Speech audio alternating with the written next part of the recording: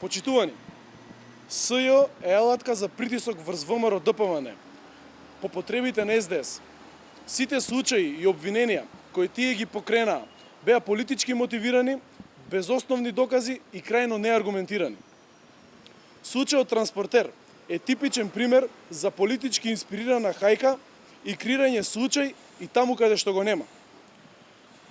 Со единствена цел давање на материјал за негативна кампања и оцрнување на ВМРО ДПМН помеѓу граѓаните, со цел политичка корист за СДС. СЈО во обвинението Транспортер се служи со целосни конструкции и свесно создадени лаги. Тезата на СЈО дека градоначалникот на Битола, заедно со општинскиот претседател на Комисијата за јавни набавки и група превозници постапувале незаконски при тендерите за превоз на ученици е невистинита. Исто како што е неточно дека општина Битола го плаќала најскапиот превоз во светот.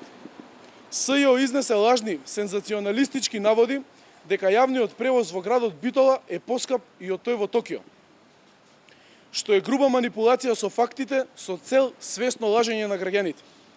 Имено цената на превозот на ученици во Битола е постигната во законски спроведена постапка. Доколку СЈО сакаше да истражува вистински криминал за транспорт на ученици, наместо во Битола можеше да прочепка во Струмица, каде превозот на ученици што го плаќа општината е дупло поскап од тој во Битола. Секако СЈО не се осмели да истражува за транспортот на ученици во општина Струмица, затоа што таму градоначалник беше Зоран Заев, патронот на СЈО, човекот кој беше помилуван од СЈО во случајот Пуч, со откажување од кривичниот прогон против него.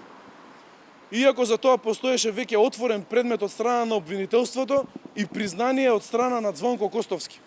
Постапките на СЈО од неговиот почеток до денес само го потврдуваат фактот дека тие се алатка за една употреба на СДС со цел оцрнување на ВМРО ДПМН.